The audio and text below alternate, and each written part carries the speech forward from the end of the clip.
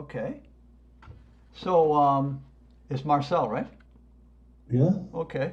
So we've got about, I don't know, about 9 people to start with. So okay, so you were asking about the Netherlands. Yes. Ooh, the Netherlands. Okay.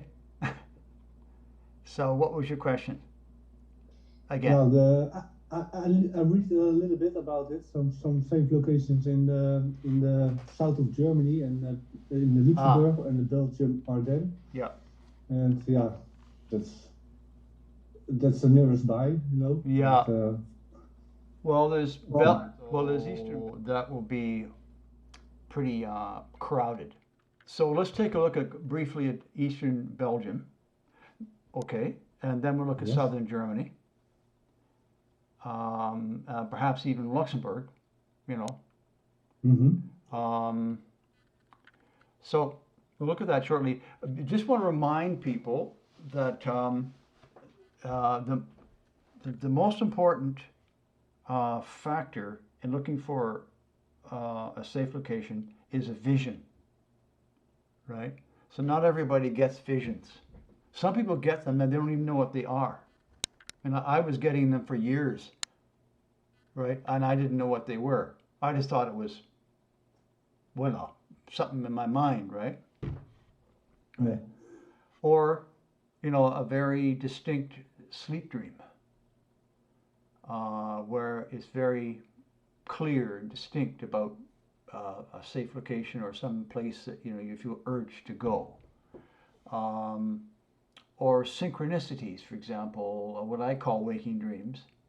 The synchronicities where you're thinking about a safe location, where to go, and then you see a sign or something on the something on the internet at a distinct time, like very timely, uh, you know, the name of a country or an area or something like that, or also comes through any waking dreams or synchronicities can come through anything that is outward from your brain,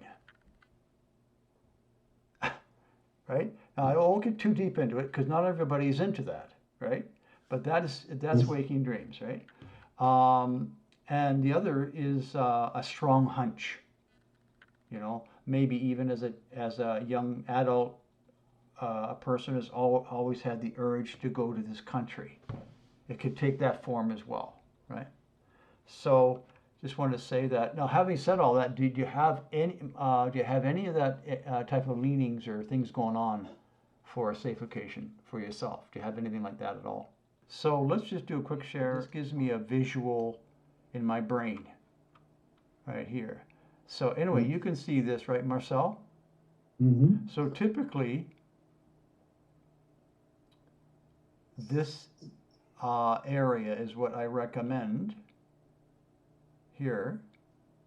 The farther you are east in Belgium, the better it would be because naturally um, the highland to the west and the north of these areas of Belgium um, would be this portion of Belgium would be much more highly populated. Zeta talks about being in the foothills of the Alps is the best place to be for Europe. Okay, so in my opinion, as I said, the extreme eastern parts of Belgium would be your best option as far as Belgium is concerned. And I want to make a comment about um, the kill zone, which is about 50 miles from the English Channel, shall we say, from the North Sea. So we're talking something like, okay, so if we go back here to the maps, that's like, it's Ghent. So something like this around Antwerp will be, the area around here would be extended further in as far as the kill zone because because of the seawater funneling. But at any rate, it gives you about a good 20, 30, or 40 miles in some cases around Bonn or Cologne in Germany, that is, you would have a wider band of survivors because they don't actually die from the pole shift. The water just, well, maybe some cases, for example, let's take a look at Brussels. Oh man, is it ever low there? 157 feet. God. Yeah, slow. Yeah, yeah, and so we're up here at the, okay, 98 feet. Anyways, so there'll be a lot of people that'll survive the pole shift near, within 30, 40 miles of this height. So that means, oh, okay, so what happens, of course, is that now you understand this is just the flood. What we're looking at is the Yes. eventual, yeah, okay, you understand this. Okay, I have to say it because I'm recording this, right? So what we're looking at is the eventual coast, shall we say, the west coast of Eurasia. Okay, and I'm putting it that way because, anyways. So now, so the kill zone's about 50 miles in roughly. You have a lot of people will be walking, transiting somehow towards the high land. Okay, so what happens during the pole shift is that all bridges are down, all reservoirs are broken, most roads are broken. You've got all kinds of unexpected cracks in the ground. You've got landslides, you've got mudslides. So, the point is that transit over ground like that almost not possible. Like for farther than 20 miles, you may have some a criminal element looking for, well, that's for certain. You're going to have that, but it's only so far that they can go without being injured, right? Yeah. And then so you got a gang that's cooperating. They only cooperate as long as they get their personal desires fulfilled. So once you get injured gang members, they don't look after each other. Be a rare situation, right? No doctors, probably no. The first aid kits are not good enough. You break a leg, you're done. Right, you break a foot, you're done, right? So the point is that the safety zone, in my opinion, from people who would walk over this type of terrain is much narrower than I used to believe. So I'm getting a yes that Eastern Belgium will work. The only thing is, of course, you have the locals, right? So you have to. Oh. Right. Okay, so I think I've covered that fairly well. Now, I haven't looked at Germany for a bit. Well, I mean, obviously, you can see that there's quite a bit of land in southern Germany. So Luxembourg works. I'll outline again what you're looking for. Right? Land hopefully with a house on it, right? A cabin or something, right? You get started with, right? That is well above the valley, right? Because let's face it, most towns and cities and roads and rivers, obviously rivers are no valley bottom, but community centers are along rivers, right? So you want to be well up from the valley bottom. I think that would be. I thought it was obvious, but I get people that will send me, coordinates of, towns right on the city, right on the river. I'd like to ask how high. Okay, I'll get into that. Well, basically, it's you know what? It depends. Depends on the seriousness of the water flow, and this is where, a specific consultation on a couple of areas comes into play, and I try to cover as much as I can here for free.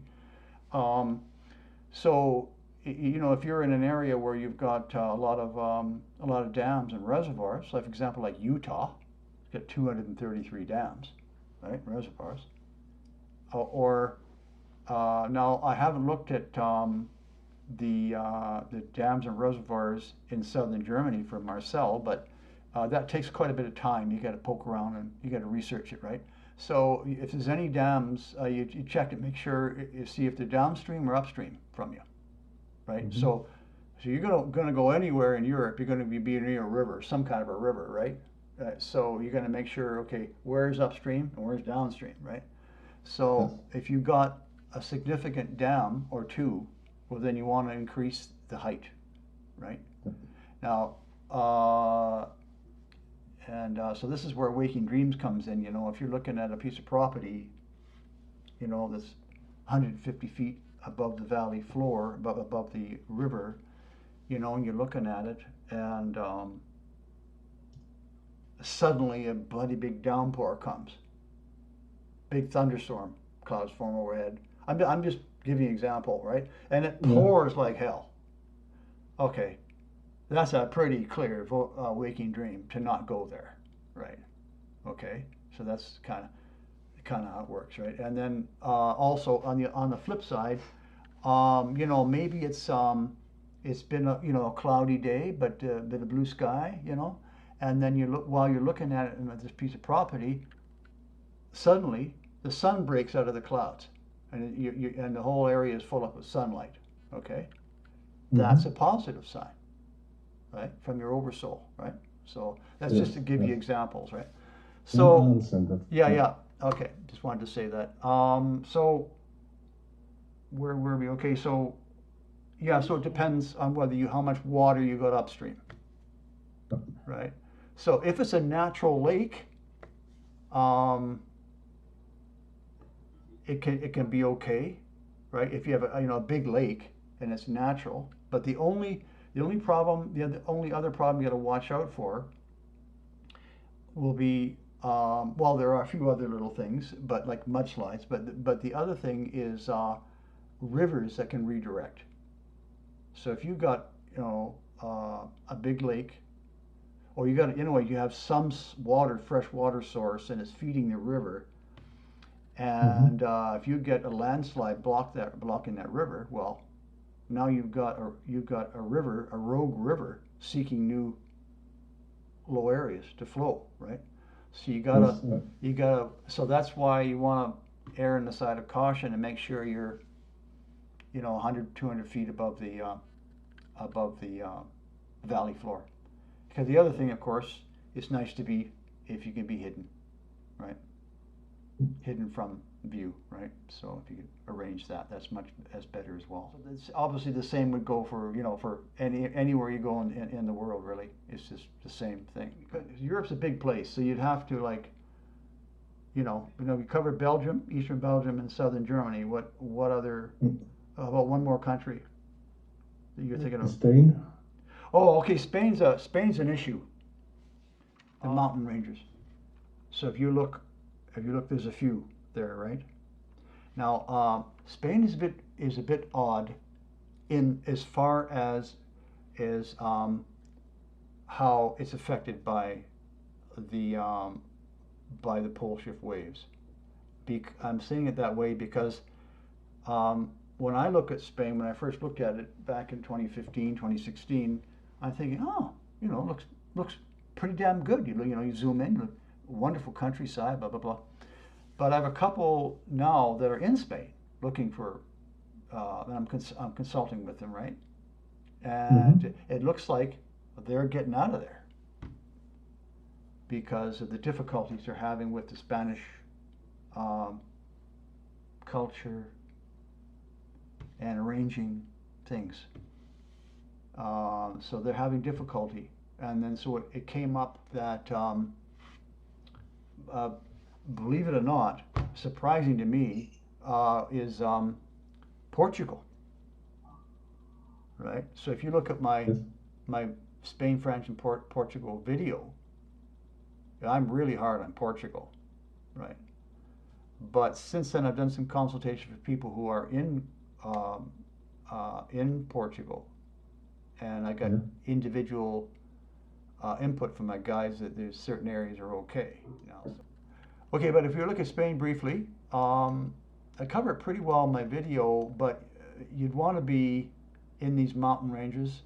The issue with the Pyrenees, now I understand, okay, the Pyrenees stop at one point and they get renamed somewhere else, but the amount of water coming into the Bay of Biscay is beyond imagination. It's bigger than what you expect. And that's part of the problem with Spain, right? So the odd thing is that the Zeta Talk, which I draw heavily on for this type of work, is that apparently it's going to be overwashed, but apparently not for the mountain ranges.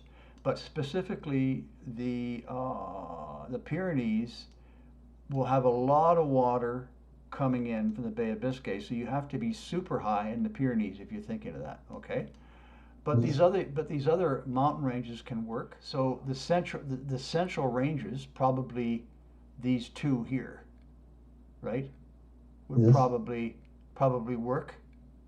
If you, I wouldn't want to be too close to Madrid, but can work if you're high enough. So you'll have to you do your homework on that. As far as Portugal is concerned, there's a mountain range here. It's called the Serra de la Estrela. Okay, that's right here. Okay, and this is quite popular here because it's up to 5,000 feet. So so are you basically satisfied for now, Marcel? Yes. Okay. Because I want to move on to some other questions for other people. Okay. All right. Well, yeah. Have you read Zeta Talk? You follow Zeta Talk? Okay. Yeah. That's a common complaint. Should I call that a complaint? Right?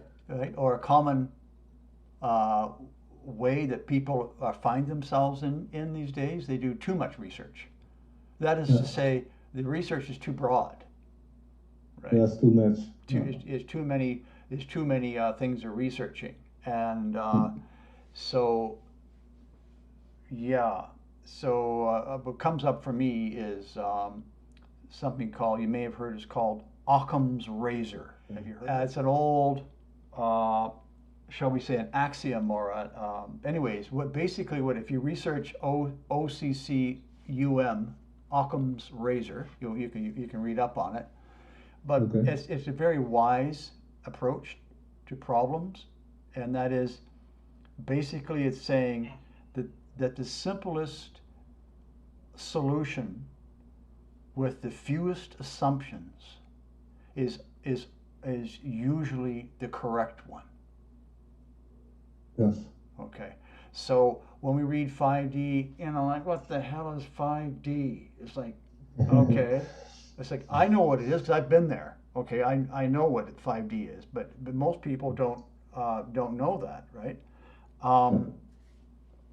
So they're like all these concepts, right? And then of course some guy has got an internet connection, and he's got a computer. Hey, I'm going to do some videos, right? So now you've got YouTube and this other tube and this other tube, and they're full of these people telling the world how things are, and they're still living in their mom's basement, right? So, so I'm sorry, I'm being a little facetious, but it's not too far from the truth, right? So then you've got a lot of stuff going on out on the internet that's just most of it's junk, in my opinion, and then you get some people with that do really good research, and you know what? It usually comes back to Nibiru. Right. So, I'm writing a book, and about 60% done, and I've nailed everything right to the wall, all the research, bingo, right? I've been working on it for 2.5 years, and so when it's out, I'll be announcing it. But all the backup stuff is all the links are there, all the research is all there in the book, right? And it's just that's why I talk like this, because I've done lots of research. And so if you look at the geography of Earth and how it's it's so obvious. Prior pole shifts, right? Right. So, anyways, that's my little blurb on that, Marcel. Okay, thank you. Okay. So next question, please. Who is it? Indiana. Oh, I see Indiana. Hi, Indiana. Hi, good evening. Hi. I've been looking into Africa some more, Okay. and it appears that Tanzania is going to be safe of the floods, at least most of it. What's the question?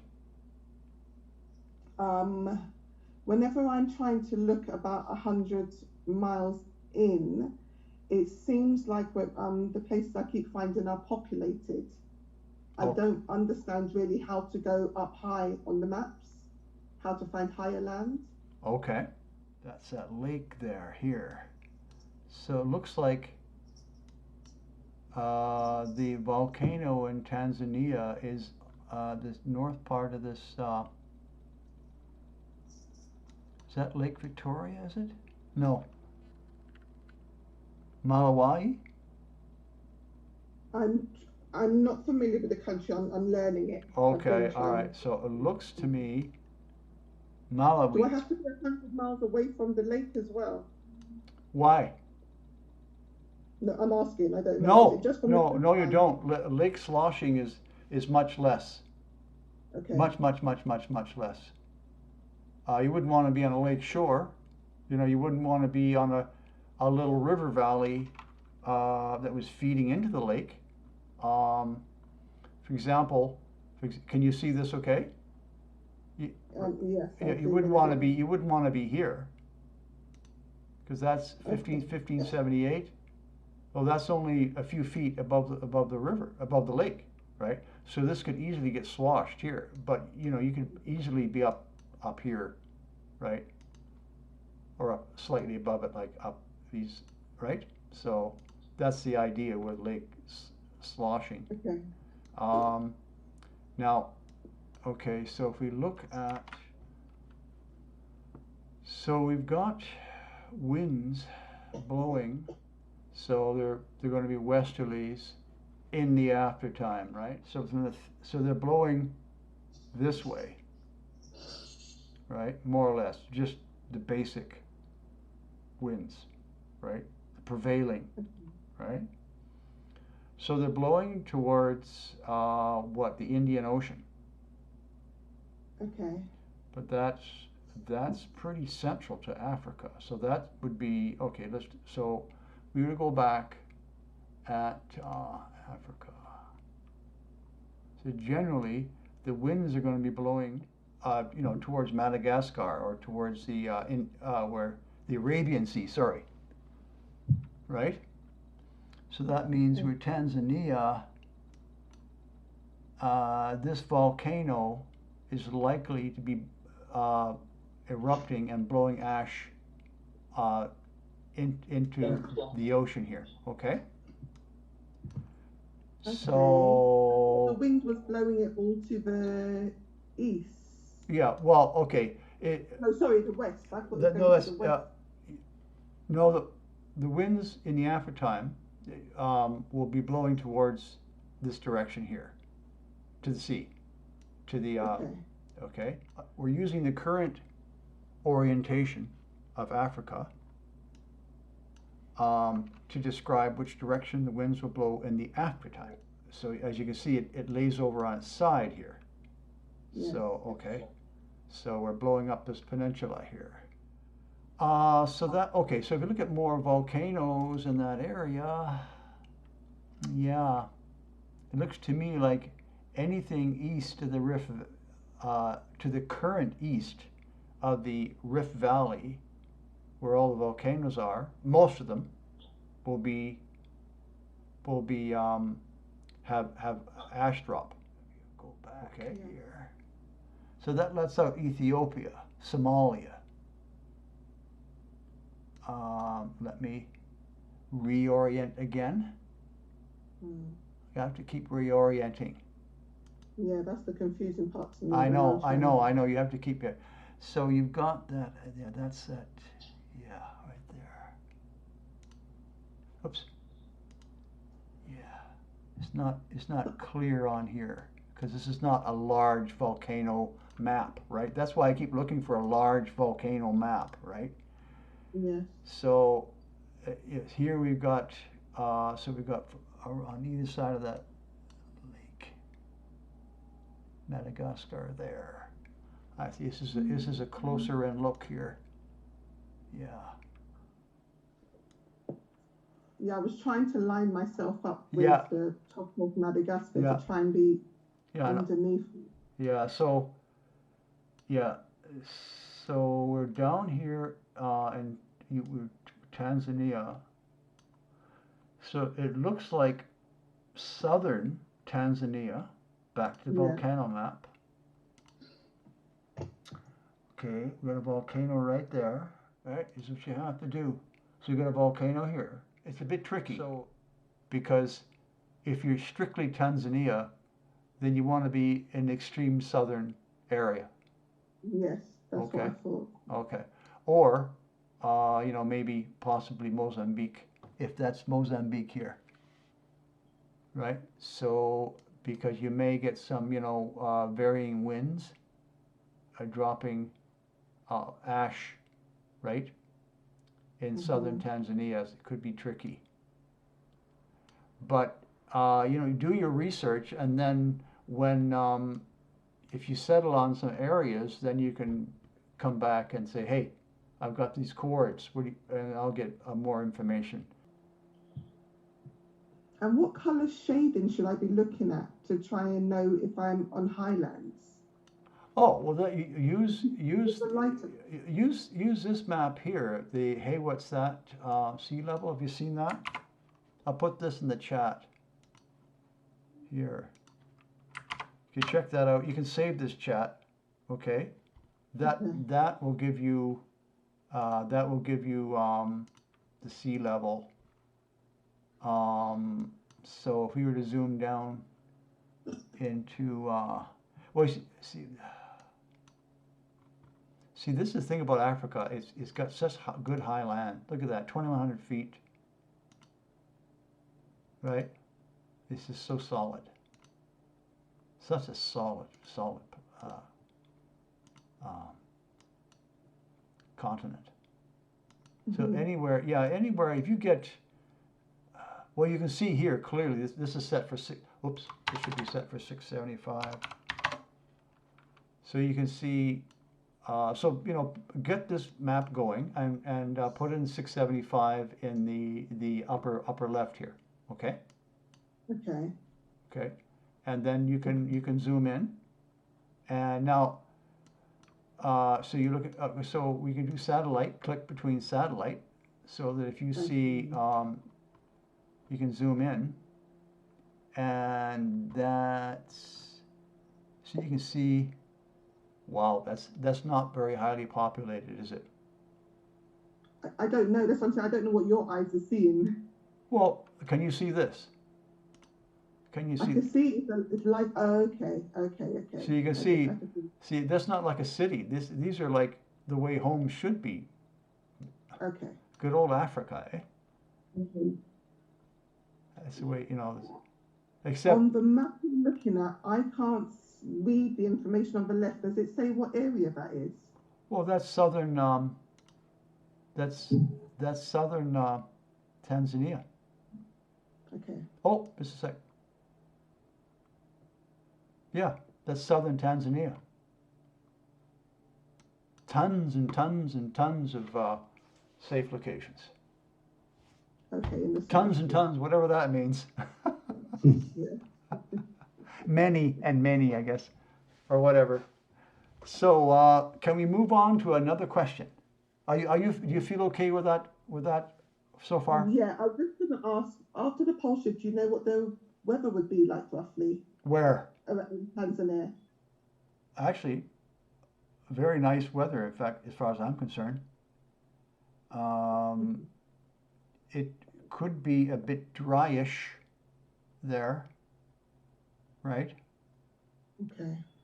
And it will be, in southern Tanzania, it would be somewhere around the 43 or the 45, right? Okay. All right then. So if you're living near the sea, you'll get enough rain. All right, Right. brilliant. And then you're going to want to dig a well, obviously. Right. Yes. I mean, if you, whatever the locals are doing there will likely be because the continent is so solid, right? It's likely the same methods of getting water and how they're doing it, and the amount of water is likely to be very much the same as what they're doing right now in that area. Okay. I'd almost say, well, I won't say for the whole of Africa, but certainly for that area, I'd take a good guess that would be fairly reliable. Yeah, Chris. Yeah. Yeah, I'm looking at Namibia. Right. Okay. Okay. Well, except that Windhoek typically is in a valley bottom. What? Sorry.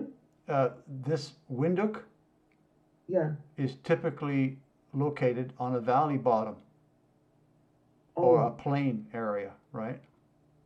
so that's not good. No, it's not. It depends, right? It has a river going, has a couple of creeks in there. If you're outside of the city, Yeah. and if it's a very highly populated city, which this one looks like it, so then you Right. want to be hidden Okay. with a community. Okay, Right. Okay. definitely, because that's a metropolis there. Mm. And what was the other one? Oh, it's the same idea. Far from the coast. Farther than you need to be, by the way.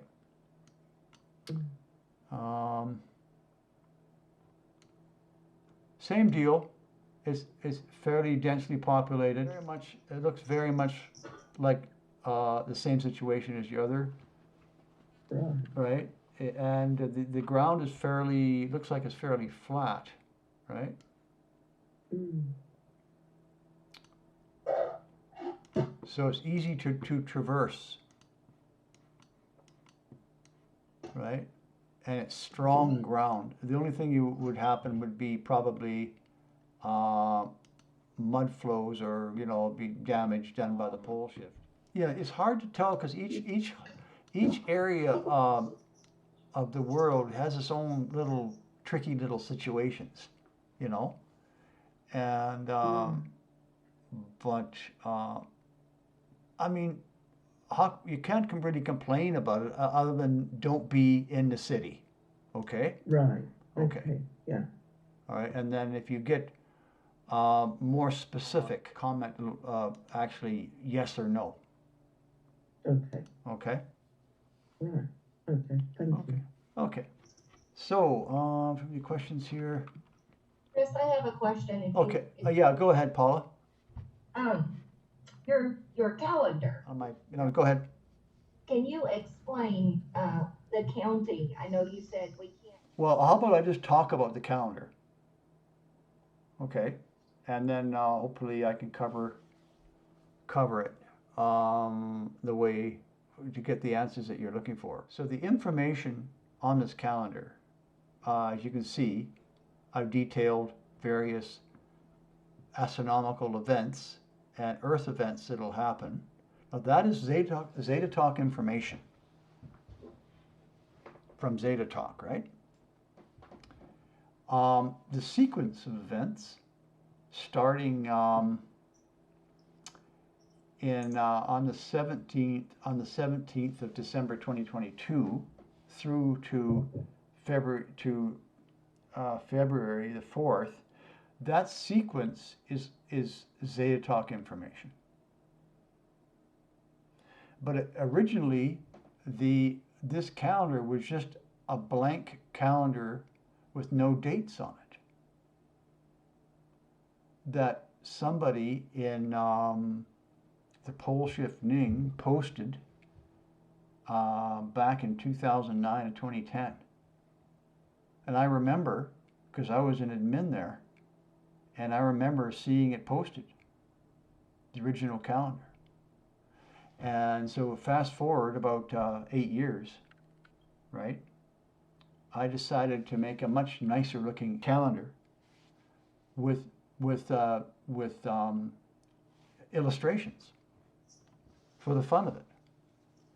Now, meanwhile, I've been wanting to do that for a couple of years. I kept putting it off, but then I was given the date of the pole shift. So then I thought, aha, now is the time. Eventually, I looked at the calendar again, and I thought, now is the time to do the calendar, because I had the date for the pole shift. So this information here is okay. Now I've talked about this in the last video. I'll explain again because I did discover a subtlety. Okay, during the fall of 2022, at some point, here it is, 18 days of slowing rotation begins on January 11th, 2023. But I believe sometime in the fall or early winter of 2022 that the calendar per se, the paper calendar that some of us grew up with, will be falling behind clock time, because as Earth begins to slow a rotation, and since our cell phones, our electric watches, our clocks around the house will maintain the 24-hour sequence speed. So slowly, our common time that we're used to looking at will be getting ahead of the actual calendar. The only way I can think of it is you get yourself preferably a 24-hour mechanical clock with a calendar function. And now a 12-hour clock with a calendar function can work, but it has to be a mechanical clock, because a mechanical clock won't be burned out by the electromagnetic pulse from Nibiru as we get into the winter of the early winter of 2023 to 2023. Okay, so you have a mechanical clock ticking away. So now what you do is starting sometime in the fall, you keep an eye on the sunset and the sunrise. So you decide which marker of a day works for you. Is it the sunrise or the sunset? Because you can't do it during the day, because you'd have to have what they call a sextant, right? So some of you Navy people might know how to use a sextant, right? Now that would be ideal, because then you can plot the actual hour of the sun, right? But if you don't have that, you have to have some method of knowing when the actual real day ends and or begins. Is that clear so far? Like a sunset or a sunrise. Now you may be able to work in a, what do they call, a sundial. Okay, that just occurred to me. The thing is, it's a bit of a rabbit hole. The more you get into it, the more complicated it gets to explain, right? But I'll look into that another time. The using a sundial, because then you can check the time of day during the day. You're tuning your mechanical clock to what the sun is really doing, Okay. what the day is really doing, right? So what will happen is obviously zetas say here sometime in mid-January, the time will dramatically be running ahead of the calendar. So you know it really is, for example, January the 11th, because you've been following the sun up and the sunrise and counting that as a day, right, all the way through the fall.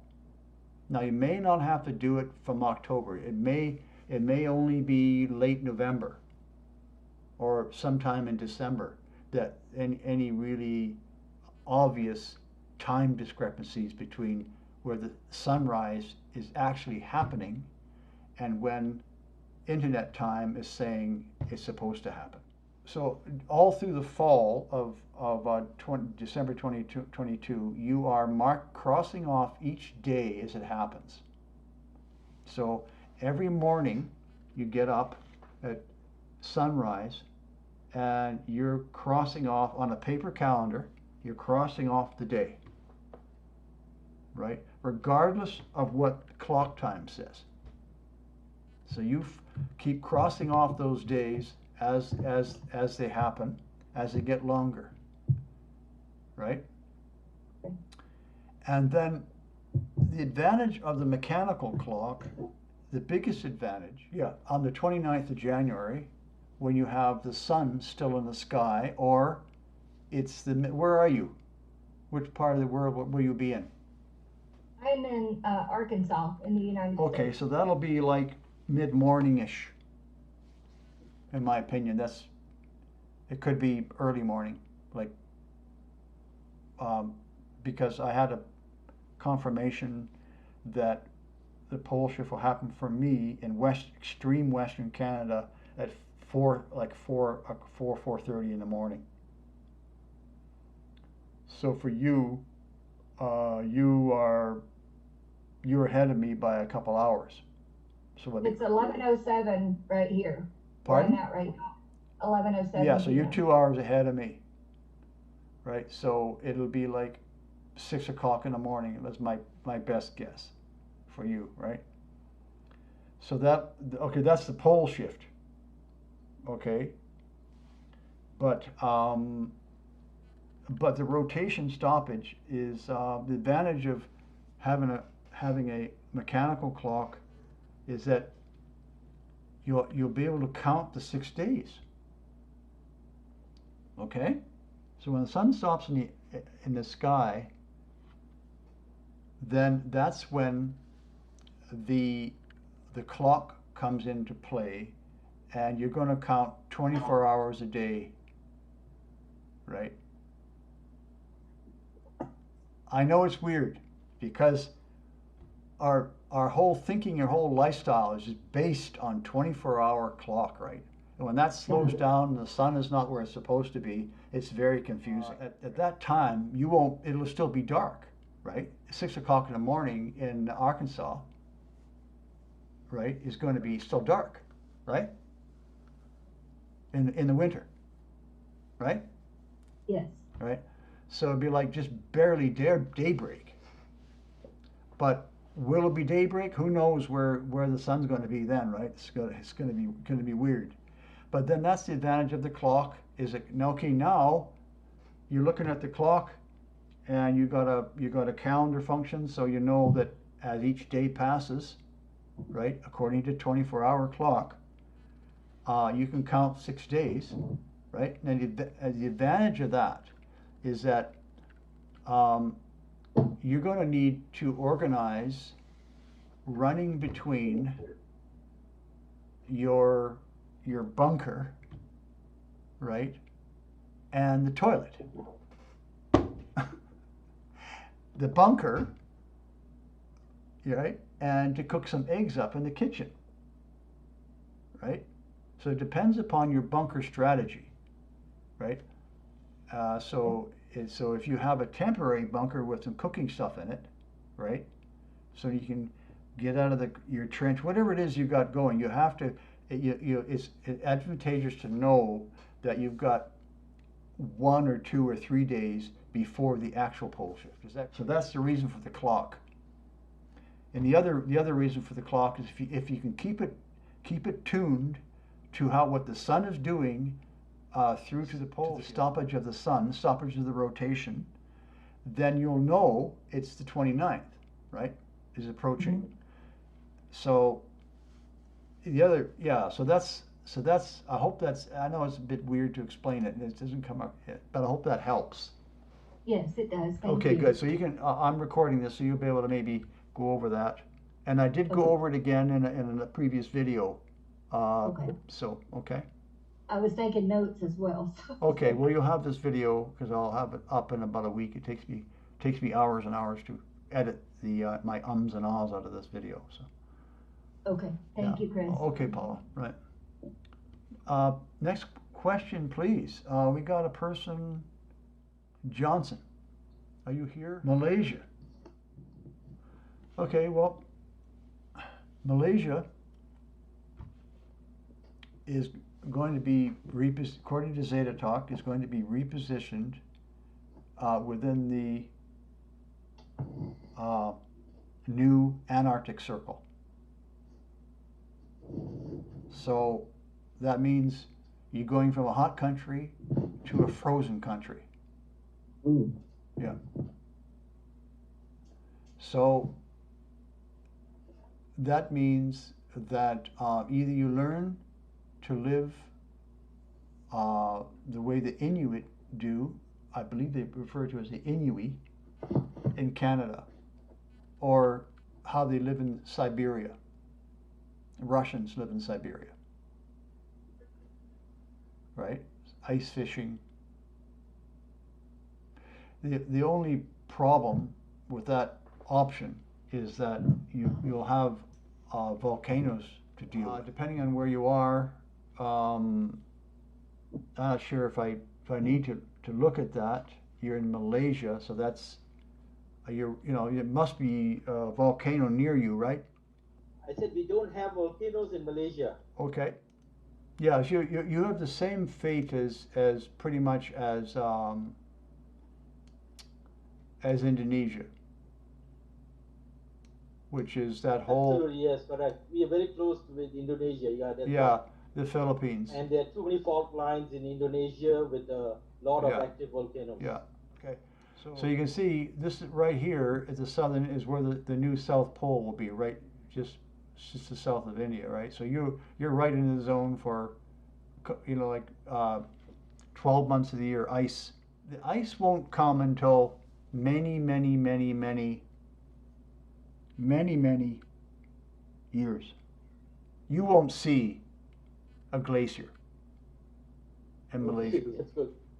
You won't see that. That's one thing I got to remember to tell people. But the problem will be volcanoes coming out because of this this tongue. It's called the Sunda plate. Yes, correct. Yeah. Yeah. So that gets pushed down, right? Not completely down, but it gets pushed down. It's sinking now, right? It's been sinking for years, right? So you're losing elevation. I know in some areas you have the elevation, but you got to ask yourself, do I want to deal with living within the new Antarctic Circle? You've got volcanoes all along here, right? Right. And they're all going to go off, and new ones. In fact, Malaysia, as in because we do not have an active volcano at all, and the fumes will encompass the whole of Malaysia. Yeah, here's Malaysia. So you're okay. So you're there. And sorry to keep switching the maps here. It's okay. Some people find it a bit confusing. I understand that. Oh.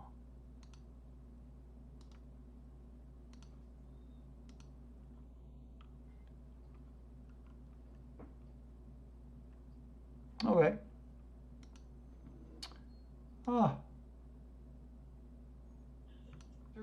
You're certainly at a good distance from from the volcanoes in on this island here. That's right, Admittedly, at a pretty good distance from the volcanoes along the edge of the Sunda Plate. Okay, but you're Okay, still that's going to have to deal with the 12 months of the year ice. Okay, now I say frigid. Okay, so it takes apparently centuries for the glaciers to form. Okay, thousands of years. Okay. Okay, so What about the flooding, Chris? well, you can easily avoid that, right? You just get into the high mountains. Okay. Okay, but you have said that from your indication, it's 675 feet above sea level, correct? That's data talk information. Okay. So okay. That is generally across the board, right? Generally, yes, but it depends. Specifically for the Sunda Plate, you probably have to add on about maybe 200 feet. Then you have 5,000 feet to play with, right? Right. So, and you've got some distance from the volcanoes. From the coast to this high mountain range, Yep. it's about 100 miles. Okay. From coast to this mountain range. Would that be sufficient? Oh yeah, it's more than sufficient. You've got a lot of lowland, and you've got these mountains, right? You don't seem to have much gradual. Like Africa has got a wonderful gradual increase in its in the elevation. elevation, right? But here you've got flat land or mountains. You're still going to have to deal with the frigid temperatures. Right. Are you prepared for that? As far as when it becomes frigid? I would say it was a matter of a month or two. Oh, really? Okay. Wow. Well, you won't have the sun that you're used to having, right? So you're at the bottom of the earth, as it were. Yeah. No, so you're definitely going to sub-zero temperatures year round. All right. Okay. Year round. But I believe it's about a couple of months before the weather really socks into the frigid weather, and then it'll stay. Then what you'll have is a month or two to make your exit by sea. Thanks, Chris. Okay, that's if you choose an exit, right? So, Yeah. You're welcome, Johnson. Hi, Chris. Oh, hi, Melanie. I had to mute you because of the crying baby. Yeah, I'm sorry. I thought I did. That's okay. The noise of my car. That's all right. Yeah. In the Telegram chat, some people were trying to look for the specific question. Someone had quite a detailed question, and you did address that. I couldn't find it again. About counting the 6 days before the pole shift. Yeah. This will be really obvious and apparent to the people in the northern hemisphere. For those on the equator, though, does this mean that slowing of the days, like we won't be able to observe that? The slowing of the days? Everyone will. Yeah. Well, everyone will be able to observe that. The problem will be the extreme wobble that's going on, right? So the sun will be moving back and forth on the sky. It'll be in places where you wouldn't believe it should be. You may even have nighttime when you normally would have day, right? Okay, so in the final weeks, that wobble will just be really plain obvious to even those who there will be no wobble. There will be no wobble in the final 6 days. Hold it. Okay. No, that's right. No, it isn't. There's no wobble because Earth is basically frozen in an upright position in alignment with Nibiru. So Earth is not wobbling. It's just frozen there, waiting for Nibiru to pass, and and then you get the pole shift right at the end of the 6 days. Then you're home free. As the late fall and the winter progresses, when you have some kind of sun, right? Some, I don't think there'd be much normalcy, but if you get some normalcy, you'll be able to gauge your day, right? But we know that the serious slowdown starts on January 11th.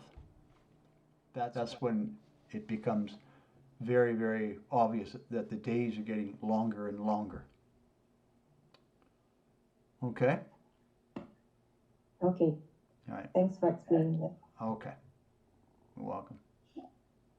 Yeah, it's very confusing to try to explain. Every time I go over it in my mind about the slowing rotation and what it means and how to count the days, I get new ideas. So I'm going to research a sundial to see what that might help in the early times, like for example, mid-fall to late fall 2022. That'll help, I think, because you'll be able to measure the approximate time during the day, so you'll have more points of reference. Yeah. So any more questions? I just posted a question actually. Oh, did you? Oh, okay. Here, okay. In terms of the financial situation after the shift, well, there'll be no finances after the shift. But should we convert cash to gold, silver when society starts to rebuild again? Well, there'll be no real financial system, Karen, after even before, in the months before the pole shift, because we'd be switching to barter. Okay, I imagine so, but I was just wondering, like, how long it will take for society to recuperate, if it will take years, or so if we should be concerned about that at all, because I figure at some point it's going to recover, society will start to rebuild where you barter and stuff. Maybe gold and silver used to be used in the past, so I was just wondering if that should be something we should be concerned about in terms of having, or just worry about basic survival items. Okay, I have a saying. Food is the new gold. Mm-hmm.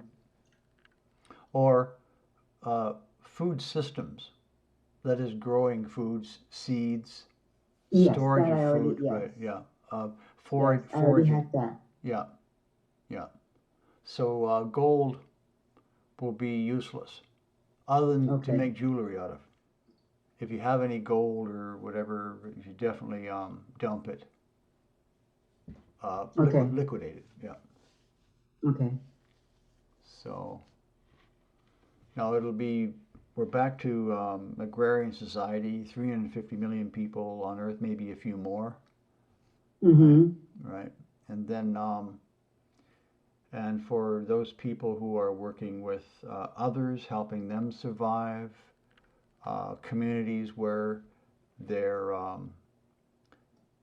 helping other communities or other people, they will get assistance from, because now, you see, ET assistance becomes the other advantage. If you're doing that type of work for other people, then you can, I can't say count on it, but if you are doing that work, it's possible you'll get ET assistance. But you're not going to have a UFO land in the backyard,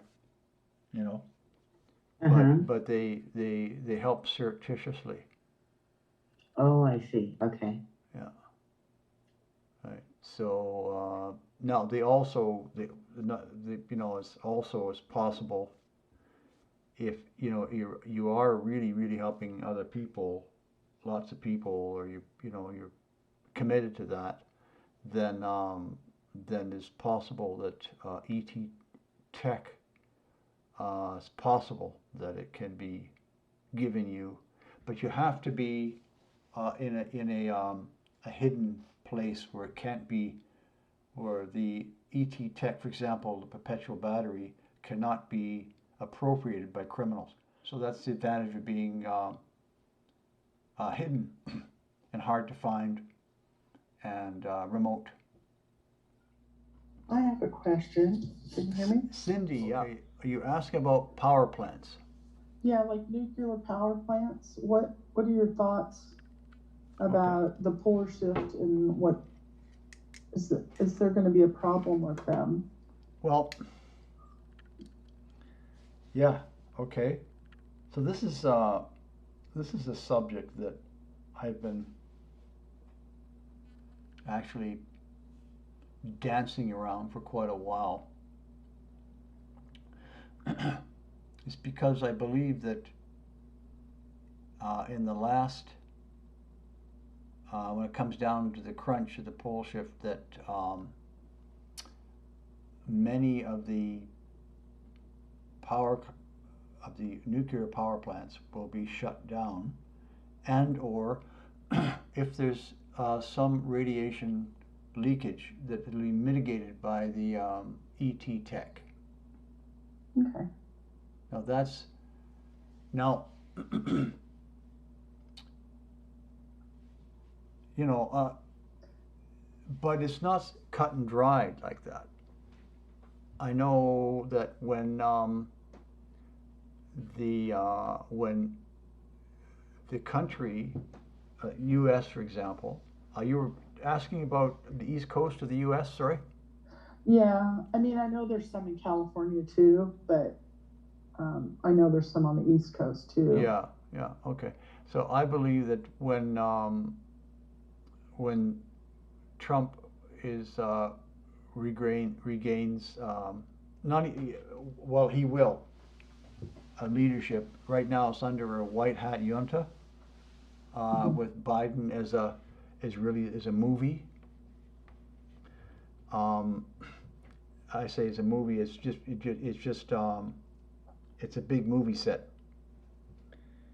It's all a game, not a game, but it's all a smoke and mirrors, as it were, because the white hat junta is really running the U.S., but they have to make it look like Biden is.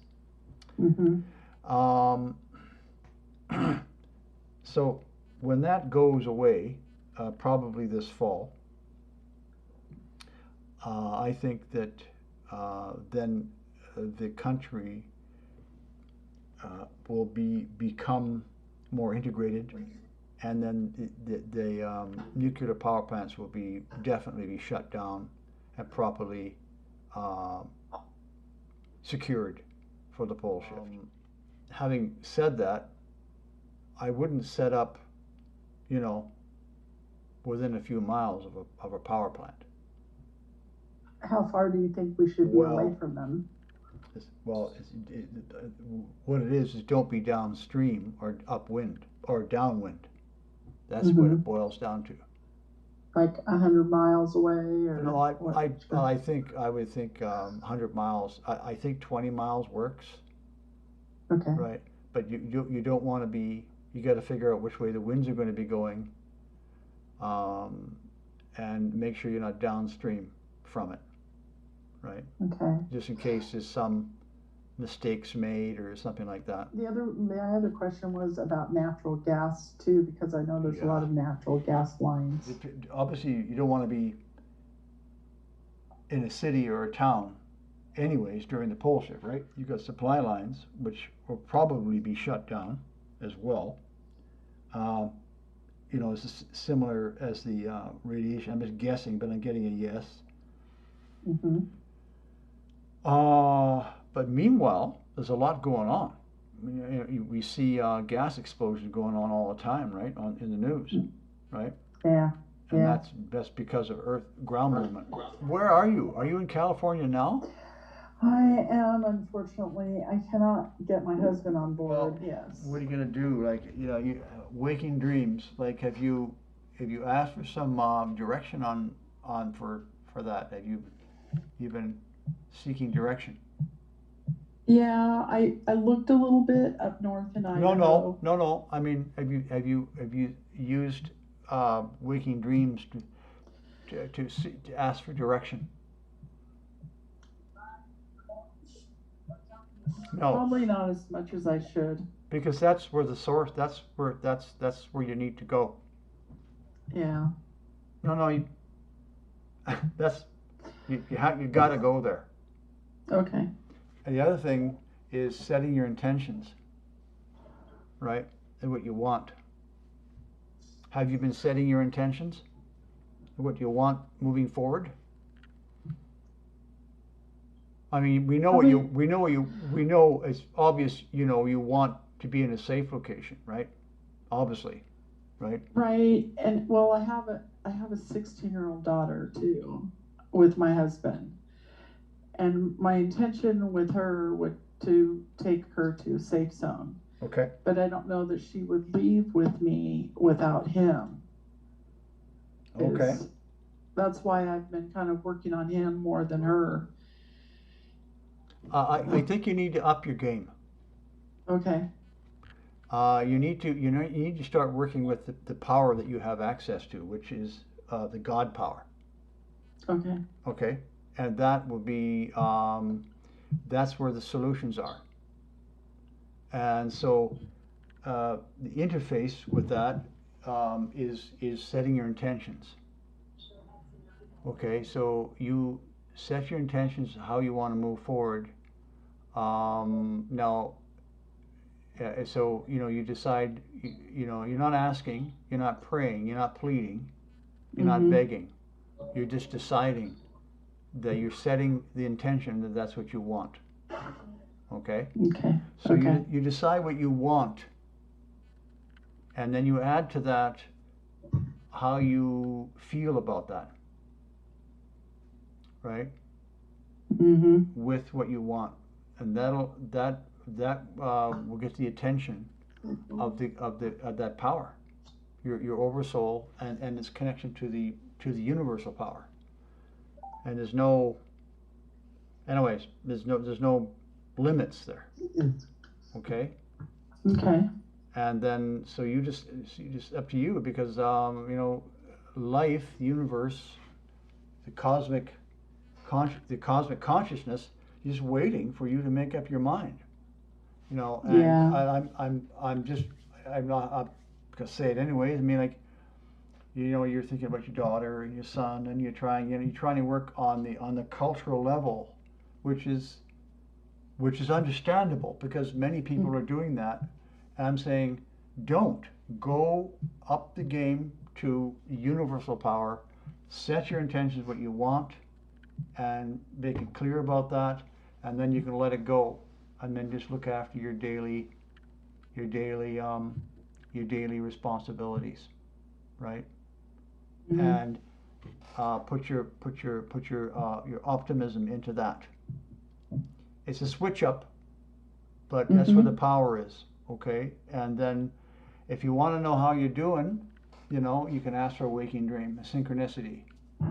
You want to know this is not setting you've already set your intentions. So your waking dream is like, how am I doing? How am I doing here to getting to a safe location, right? So watch to see what comes to you in the radio, what somebody says to you unexpectedly at that time,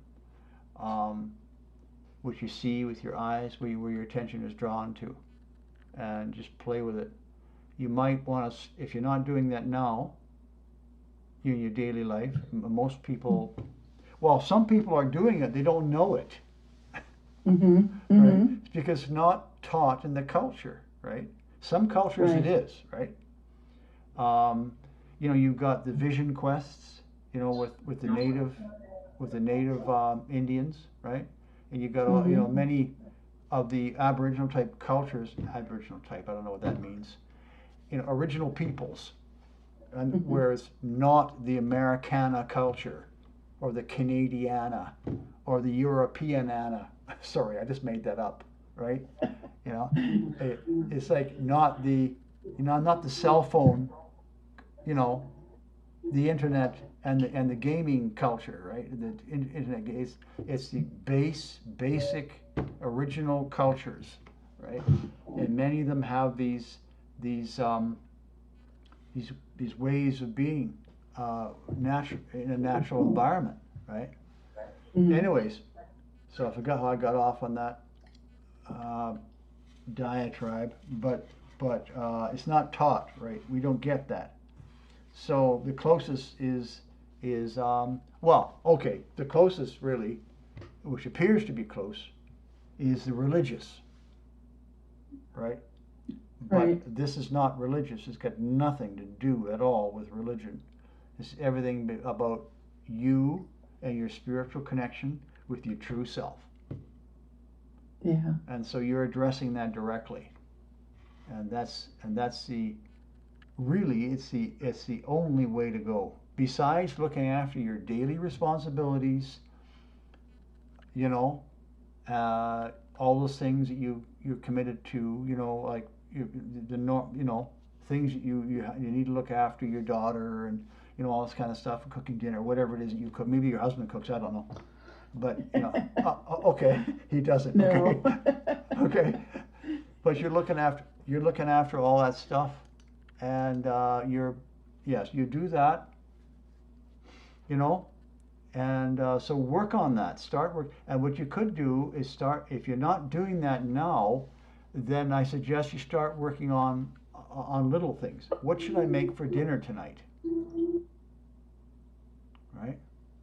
Right. Well, I've been, You know. I've been putting things away, like just slowly when I go to the store, get a few more things. Mm-hmm. Yeah. And preparing that way, but then there's another part of me that feels like, well, if I'm not in the right place, you know, I hate to have to pack up too much stuff. I may just have to leave with very little. Yeah, yeah. So now, you know, you're down on the bottom level, right? Mm-hmm. But you got to take, and that has to be done, right? We have to do that. But you need to work on both levels at the same time. So if you're going to so as I said earlier, you want to work with the universal power. Okay. And then set that intention on how you feel about that, how you feel about being in a safe location, and you know, weathering out the pole shift with your family or whatever, how you feel, right?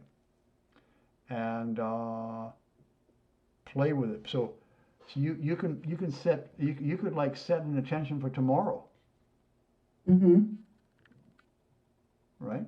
You say, right. You could say, I want to have a productive day tomorrow. I want a day of rest tomorrow. That's your intention. Right. A day of rest. And then just see what happens. Okay. Okay?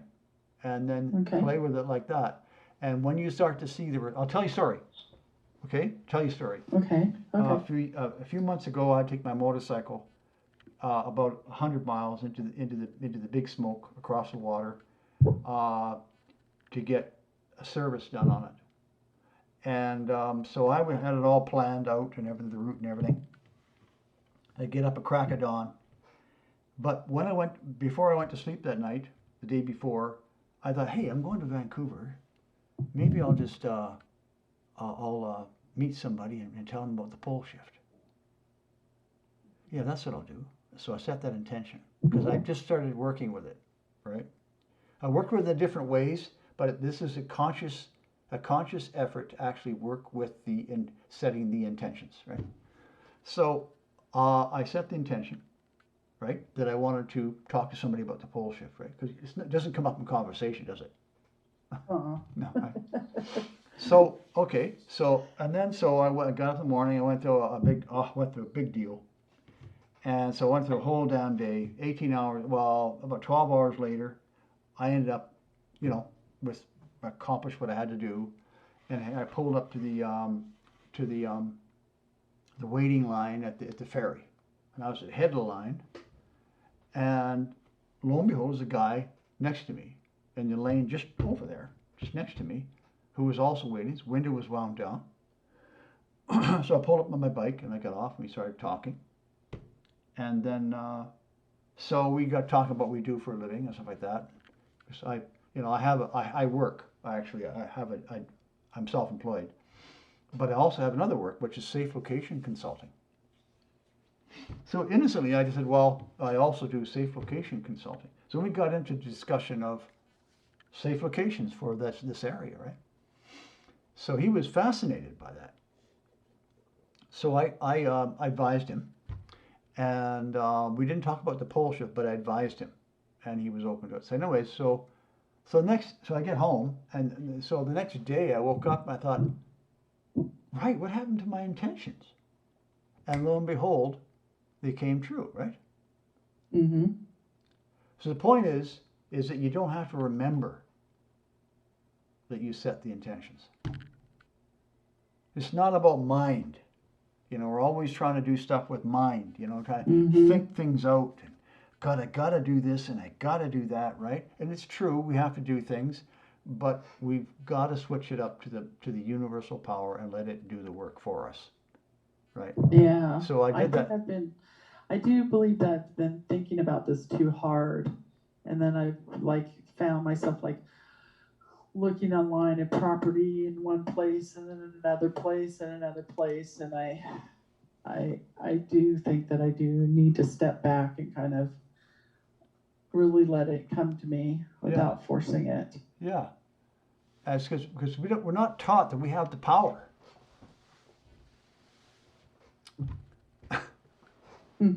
Yeah. Right? Yeah. Nobody says to a child, who's growing up, saying, as it's growing up, you talk with the child in the language it can understand. I have a saying that I have is really, there's only God and you. Mm-hmm. That's it. Right. You don't need anything else. Right? So this is learned through as we grow up and we live in nature, and we naturally convene with nature in a natural way as we grow up, which I did, right? And so you learn that you have an intimate connection with nature, and therefore God, or the God power, or the cosmic power. I'm not talking about a religious concept here, right? Right. So we're not taught that as we grow up, so where do we get, we have to switch it up, right? And so do that, and then but work on the small things first. Small little things, and watch how they manifest. Right? Okay. Thank you. Oh, you're welcome. Oh, yeah. You're welcome. Okay, Vass. Hi, Vass. Hey, Chris. Georgia. I think you know how I feel about Georgia.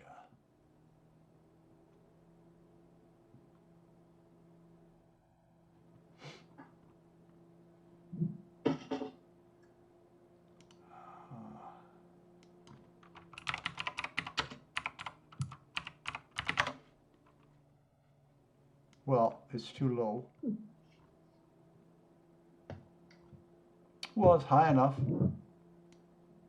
But of course, the town itself is, too low, right? It's on a valley bottom, but the area around it can work. You definitely want to be hidden if you're going to be there, right? And the other one was Jasper, Tennessee. Well, it's too low, but in the area and the mountains above it works, right? So I always like to take a look at the ground.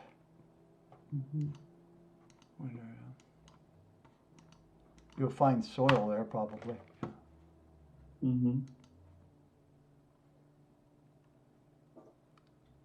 Yeah. I mean, as long as you're up on those plateau areas there, you can work. Yeah. Yes, sir. How you doing? I'm doing fine, Ryan. So, did you have any question at all? Sure. I'm in Arkansas. Yeah. And I know the Ozarks is a pretty popular place for people to preppers and Yeah. people who are trying to survive this pole shift. So let me ask you anything outside of Little Rock, as far as how would the southern part of Arkansas look as far as land? Okay. Well, I'll go over it generally for you. Yeah, sure. Because it's a general question, right? So. Yes, sir. I got in trouble one time. My video I did on. Did you see my video on Arkansas? No, Yeah, I didn't. I did a whole series for each state, multiple states in videos, but each state had its own video.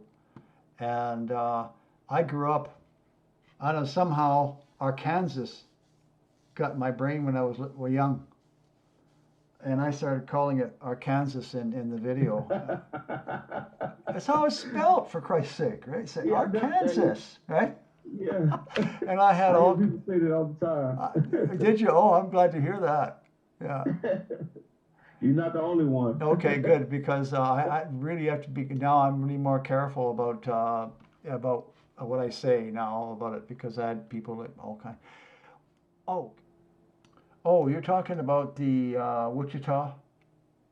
Oh, yeah, the Wichita National. Yeah, I mean anywhere southern or would be the best places. Well, I like it south of Fayetteville, right? And there's Jasper. Vass was asking about Jasper, but this was a different Jasper, I believe. Yeah, south of Fayetteville and Jasper and Kingston, Huntsville. Okay. Those mountains there. If you could find a location in there that is, we're nice and remote,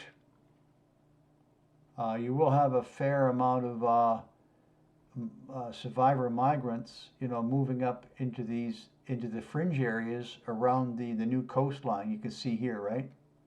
Right. Yeah, the fringe areas, right? But if you can locate up in these areas that is, where you're not on a, what I find really cool about this area is they have roads on the tops of ridges. You see this? Right on the tops of ridges, which is very cool. Right? And what that does, that's a stable route. You see? So if you're living somewhere that's not safe, let's say you're living in Montana, right? For example, I believe that would be still Arkansas, right? Montana. Anyways, if you're living down here at Clarksville, and you had to transit to a safe location somewhere up in the mountains here, the roads don't run necessarily across a river. Right. And that's the cool thing, because that's what you have to check out for a safe location, to make sure that the route to it is stable. Right. Anyway, so that's my favorite. This is my favorite area of the Arkansas. This area here. Okay. Does that give you an idea there? Yeah. Because I'm in the planning stage now. Me and a couple other people. Great. Getting a group together to awesome. Get some land. And also, but we wanted the best areas.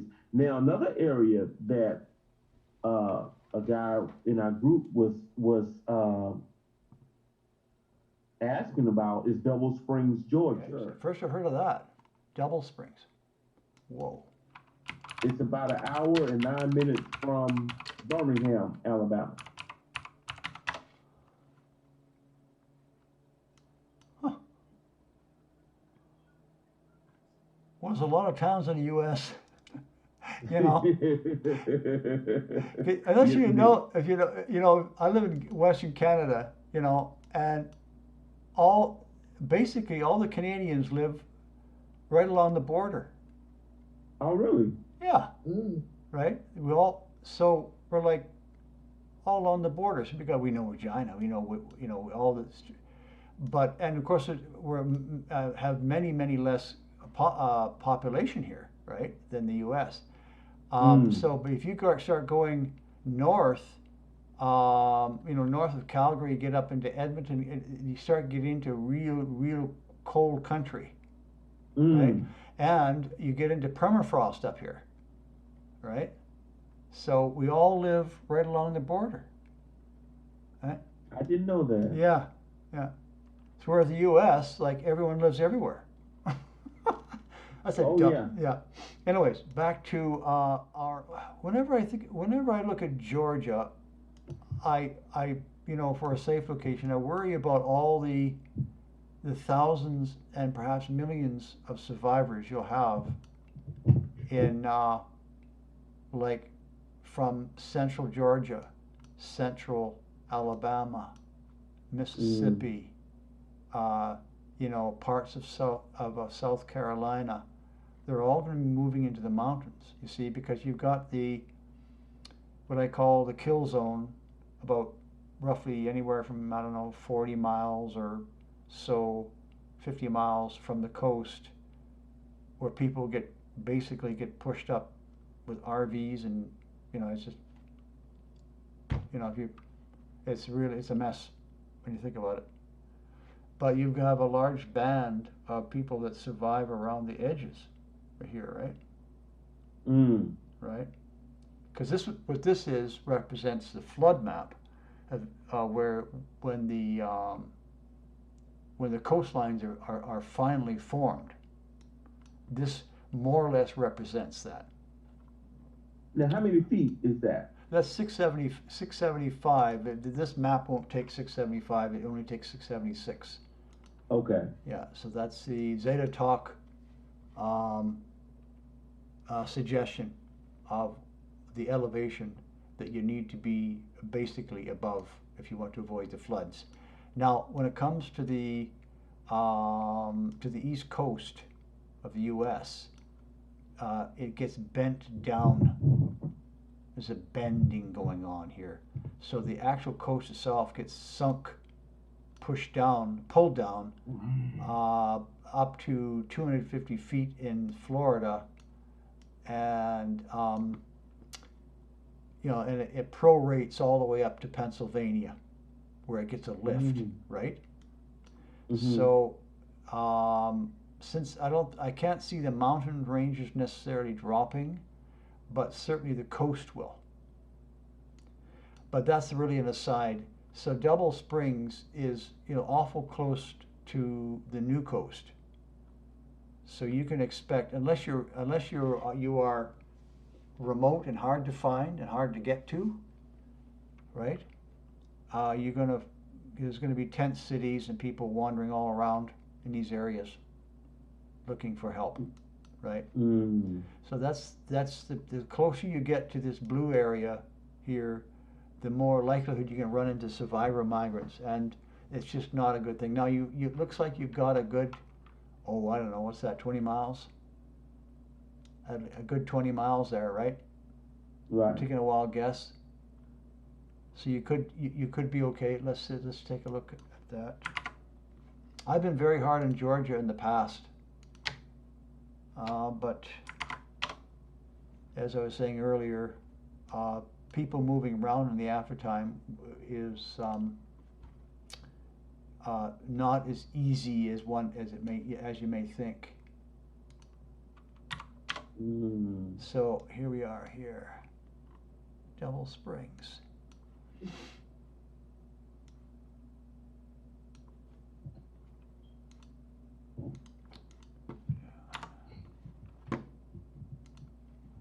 So we've got, it's not too highly populated, right? Right. It's spread out population. But like you said, that can all change.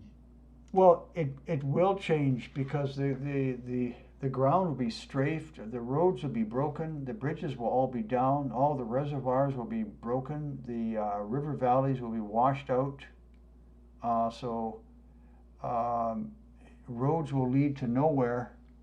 They'll lead to a roaring river, where once it was just a placid, perhaps creek, but now it's a roaring torrent, right? And if you get something like the Mississippi, well, that's going to open right up. And it's impossible to, like, very wide and very dangerous terrain, right? If you start moving through after-time terrain, right, after the pole shift, you're not going to get very far. Let me ask you this: if you think the Mississippi is that going to reach Little Rock, Arkansas? Well, Little Rock, yeah. Little Rock's definitely going to be under the waves. What I call the Mississippi Gulf, right? Definitely. Wow. Definitely. So did I cover it fairly well for you? Oh, absolutely. Okay. One thing I did want to ask is that. You mean setting up your housing or your bunker? Yes, sir. I mean anything. Yes, sir. Okay. Well, let's see. Well, if you can find a piece of land with a cabin on it or a little house, that would be a very good thing to do, right? Okay. Because that way you've got some place to live while you're setting things up, right? Right? Okay. So moving onto raw land would be much more expensive, right? So it depends on your resources, right? So if you're pooling resources, maybe you could get something with a house, an old house on it, because it's going to go anyways. I try to tell people, don't build before the pole shift. Right. Why? Mine's a bit more expensive, Chris. I'm sorry, Vas? What was that, Vas? I'm sorry, Brian. Why is moving on to raw land more expensive? Well, because you gotta have like we discussed in our consultation, right? But I'll go over it again. It's like you have to, if it's raw land, now you got to put a road in, right? Unless the land is passable, unless it's passable by a truck, right? And then now you've got to have some place to live in before the pole shift, right? So now you're setting up, portable housing, right? So which is all doable. You set up your portable housing, and now you've got that set up on the land. Now, you worked for maybe 3 months or 2 months getting that all squared away. So now it's you're getting on into 2022, right? Now, okay, it can work, right? So now you're setting up your bunker situation. And other stuff, right, at the same time.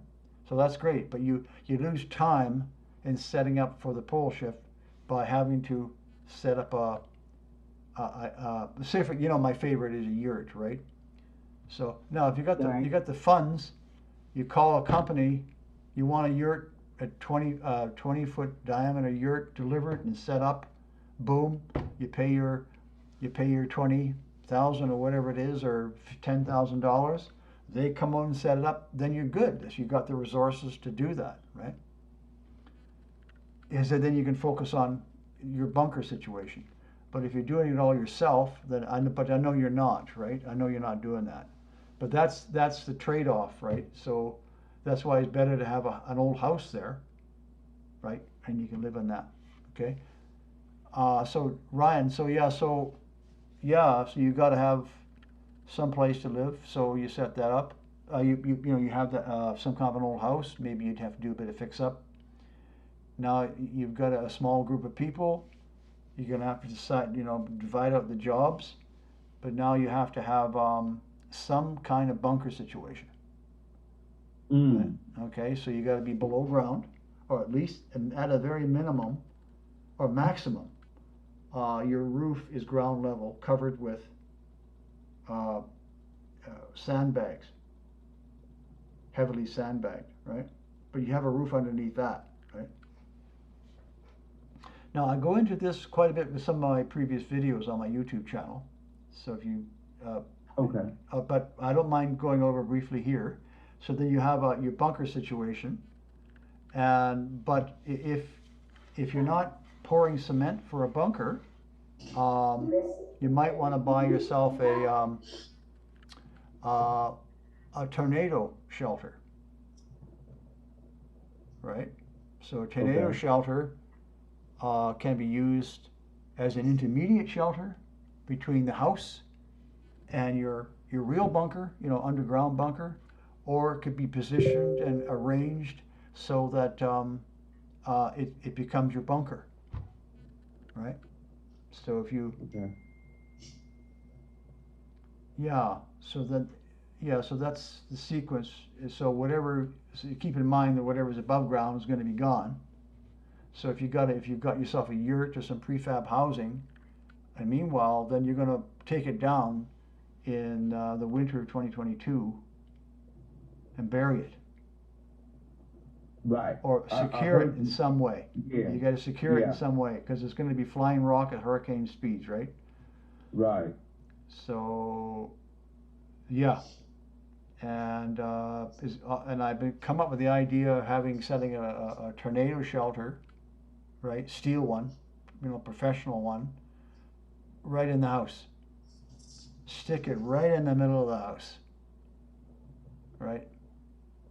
And then bolt it down on a pad, ground level, in the garage or something like that, right? Make sure you got a pad on, it's on a pad, bolt it down, and then the house will take a beating and protect the tornado shelter for a while, and it gives you a buffer, right?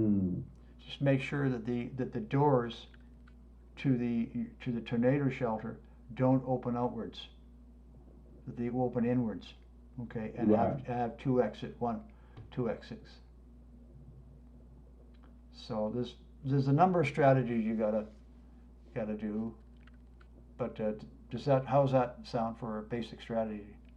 I mean, it sounds very informative because, I mean, I hear what you're saying, and from what I'm getting, we only have 2 to 3 years at the most. Yeah, no, we've only got a year and a half now. No. Year and a half, and it seems like with everything that's going on, they're trying to get everybody jabbed. That's going away. That's going to go away. It's going away. Oh. Yeah, it'll go away. Oh. Yeah, it'll go away. Expand on that a little bit for me. I love that. The whole Biden thing is just a movie. It's all just a front. The U.S. is really being run by a military white hat junta. All right. In Canada, the same thing is happening. It's run by a white hat junta. Yeah. Okay. Yeah. It's certainly in the UK. Same things are happening, and in Australia. Now, normally I don't get into this stuff because I just wanted to get into safe location geography and stuff like that. But eventually you get into all the other stuff, right? And it does affect. But this is coming across my desk, and it's like, okay, so I know that you've got a global allied white hat military force. The UN is no longer in existence. Okay, now you may see this and that in the news, but the news is all bull. All your mainstream news is bull, every bit of it. Okay, so okay, the real stuff is happening, and so you've got military ships moving around the world, bringing various special forces, Marines, right? There's UK Marines, there's the Australian Marines, I think, and certainly in Canada as well, right? but I know I'm a member of the new leader of Canada, her Telegram. See, I have a Telegram group as well, right? But anyway, she has a group, and I get this information from her, what's going on in Canada behind the scenes, right? Okay. So they're going around and they're basically, in some cases, shoot to kill.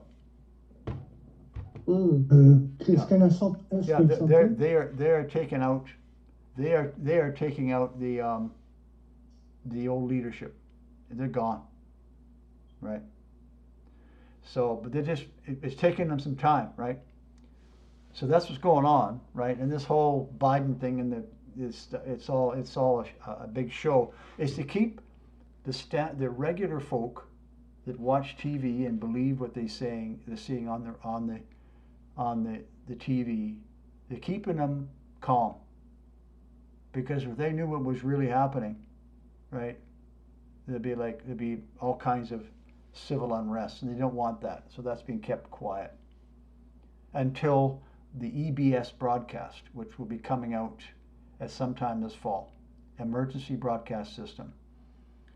And there will be the new leader of Canada, a woman, and standing with her troops on a nuclear aircraft carrier with Mr. Trump and the American Marines. And they'll be announcing for 10 days straight, all the media companies will go down, and they're gone forever, okay? Because they've taken out the satellites. They put up new satellites. There'll be a switchover, and it's a huge operation. But that's what's going on in the background. So we get also new internet, you think? I've heard that. I've heard we're getting a new internet. Right. Well, thank you, Marcel. Yeah, that's your. So we lost all the contacts because we got all this in the old internet, and we shift to new internet, so we don't have the contact with you and other people, I think. I haven't been what following do you think about that? Yeah, it's like amazing, and a new financial system and stuff like that, right? So. I heard that. Yeah, thank you, Marcel. Yeah. So so lots of good things are happening. It's also known as the Flame of Freedom. Can I expect anything from the government to with the coming pole shift, or do they? No, I highly doubt that will happen. I've asked my guides, and they keep saying no. And if you think about it, and I'm just thinking to myself, well, maybe in the last days, but I just still got to know from my guides, right? What was the question, Chris? That I asked inwardly. I'm sorry. What was the question, Chris? I'm not sure which question we're talking about, but I asked myself inwardly as I was speaking to Marcel, because I've done this lots of times before, right? You know, will in the last days, the last weeks, the last month or so before the pole shift, will there be an announcement? And I get a no every time, right? Because if you think about it, if there was an announcement, you'd have, well, usually what I say, you know, every guy and his dog with an Uzi out on the streets, right? You know, with the guns out in the street. They're fucking nuts. Right. Sorry, I'll have to edit that out. Yeah, no, it'll be crazy. Won't people see it in the sky? Oh yeah, they will. They will, but they won't know it. I mean, who looks at the moon anymore? When I grew up, I used to sneak out at nighttime and look at the moon in the sky, right? That's what I did when I was little. There's no cell phones. I'm old, right? Right? So I would look at the moon, right? That was my entertainment, right? But we don't do that anymore. If you look at the moon, you'll know that the moon, if they don't look, nobody looks at it. They're like, oh, there's the moon. That's it, right? But if you look at the moon before full, right, it's too low in the sky. So the moon goes full, then it's at about a normal declination in the sky, fairly normal. But after full, it's too high. It gets bounced up. And there's a reason for that, right? It's because it's too complicated to explain, but the reason for that is because of Planet X is in the solar system. So, but people don't even see that. Does anyone here listening, have you noticed that after the moon is full, that this moon is too high in the sky? Yes. Yeah. Some people said yes. Yeah. I don't know.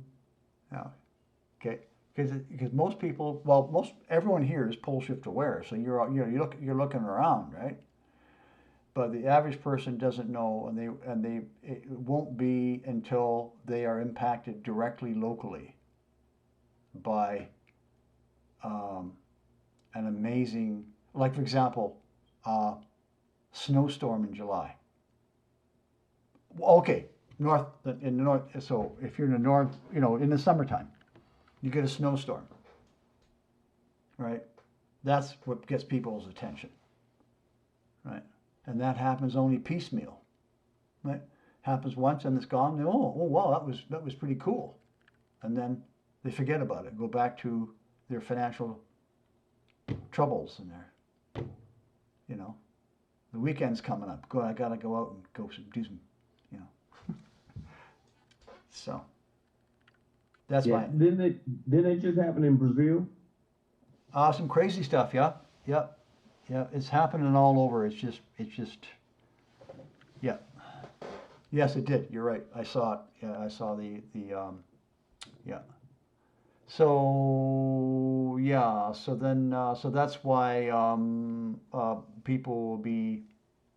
It won't be until they see Nibiru in the sky. People around the Atlantic at nighttime. Right. Look up in the sky. You'll see Nibiru. Oh wow! Look at that. They don't know, right? God bless them, right? Go ahead. So we will be able to see it with the naked eye? Yeah, but you'll be in your safe location. Right. Looking out your bunker. Right.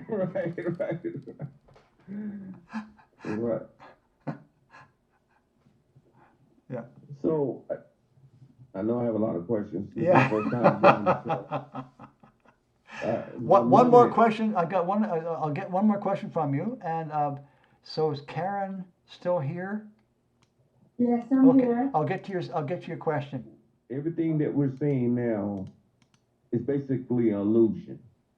Culture, politically, yes.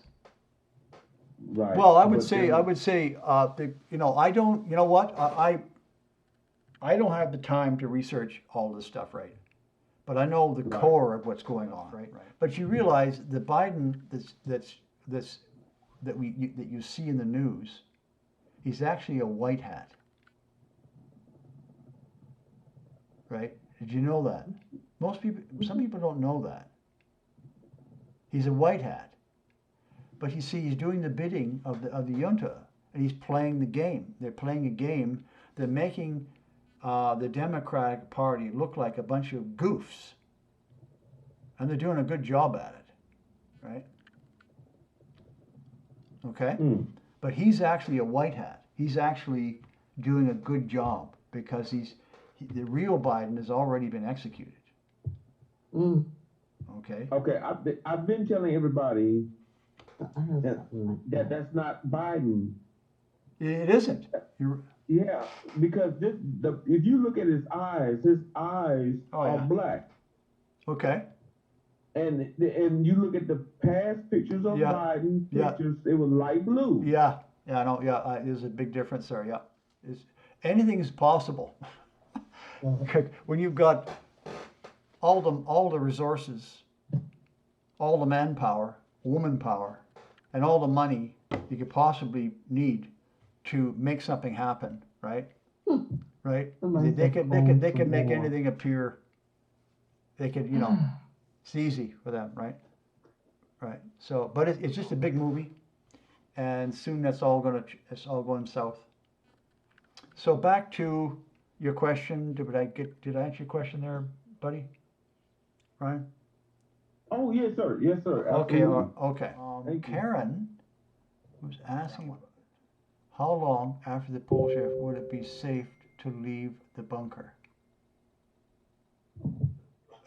Well, almost immediately, right?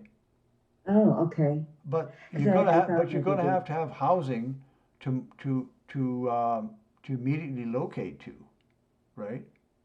So Mm-hmm. that's why I say you have a high quality tent that you dig up and you set that up so you have shelter, immediate shelter. Okay? Okay.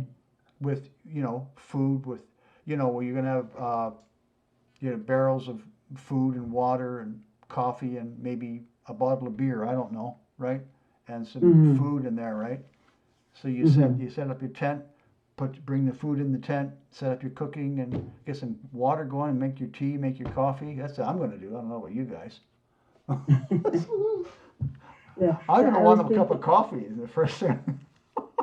right. I know, like with general earthquakes, there's always aftershock and stuff like that. So that's not really a major concern with the pole shift. Like after No, the. there will be aftershocks, of course. Yes, there's going to be that. It's going to be depending on where you're at. Yeah, I mean, yeah, probably not a lot because the Earth is getting such a damn good shaking that all Mm-hmm. the fault lines are going to all adjust, right, during the pole shift, right?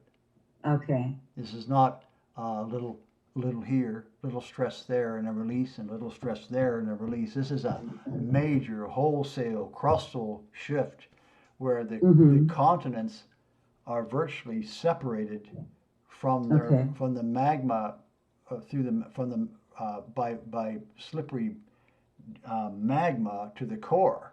So they're going to be Uh-huh. floating around, right? So once that's done, pretty much all of the fault lines are going to be done adjusting. Okay. There could be some, like I say, this is why you want to be high because you don't want to be some unexpected mud flows, or redirecting rivers coming your way, right? This is why you want to be Right. high. Okay. Okay. So now you've got your immediate housing, and now you've got to deal with the UV from the sun, right? Even Okay. though, right? So you have to work at night and sleep during the day, and then Mm-hmm. get your more permanent housing set up. Uh-huh. Okay. So the sun will be stronger than usual. Well, not the sun, but the UV radiation will be. Okay. It'll be virtually life-threatening UV, right? So you want to be. That's why you work at night. Well, see, Vass, how long do we have before the dollar goes away? God, that's a great question, right? So, well, we're moving to Gesera, right? So that's all going to change. The whole financial system is temporarily changing for that year or 8 months or something like that, or the year before the pole shift, right? So at some point, obviously, that will have to go south. That is to say, people will be trading in bartering, right, before the pole shift. So if you have any money now, you should really be spending it on stuff you need to buy. But when? Right, that's why I don't I'm know. asking. When? I would say probably by somewhere around the summer of 2022, because it only leaves you 6 months before the pole shift, 7 months before the pole shift. So maybe fall 2022, people will be rejecting dollars, right? But the system's going to be different, so we have to wait and see. But at some point, it will have to go south. I think early fall 2022. Okay. But that's just my opinion. I don't have any. That's what I think.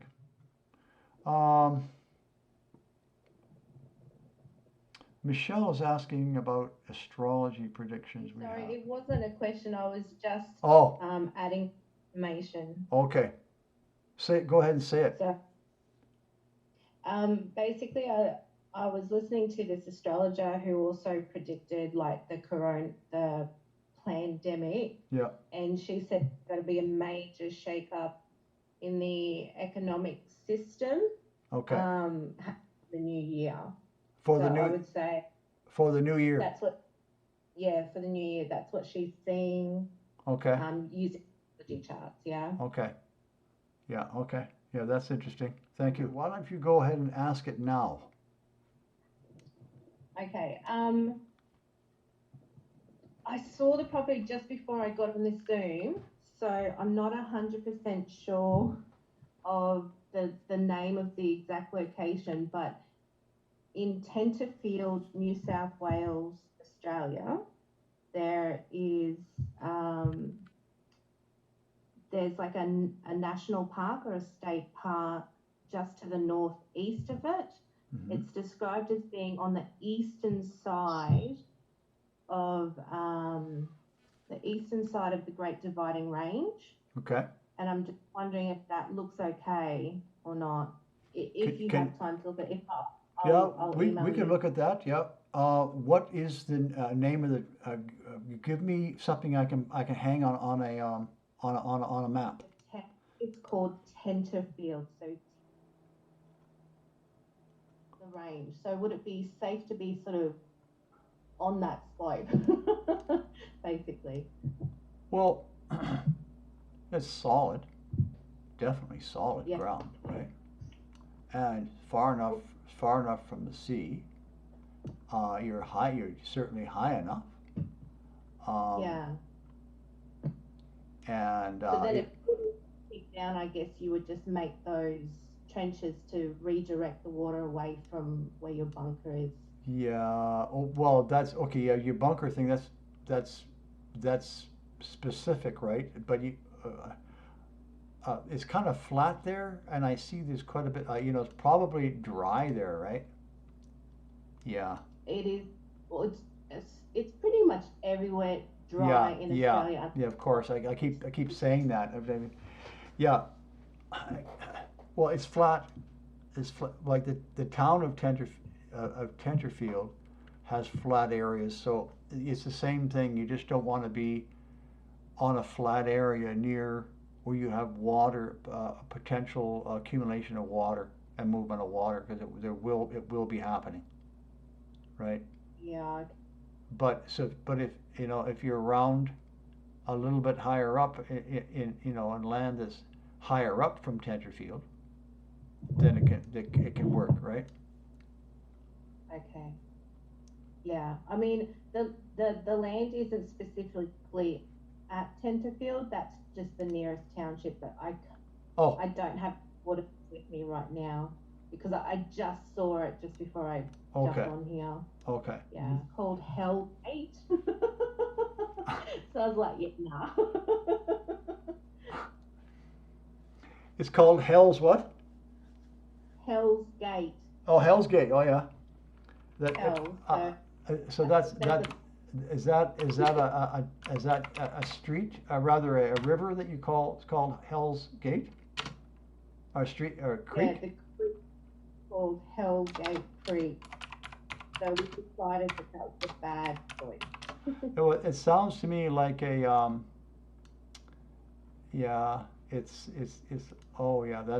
that's in Queensland.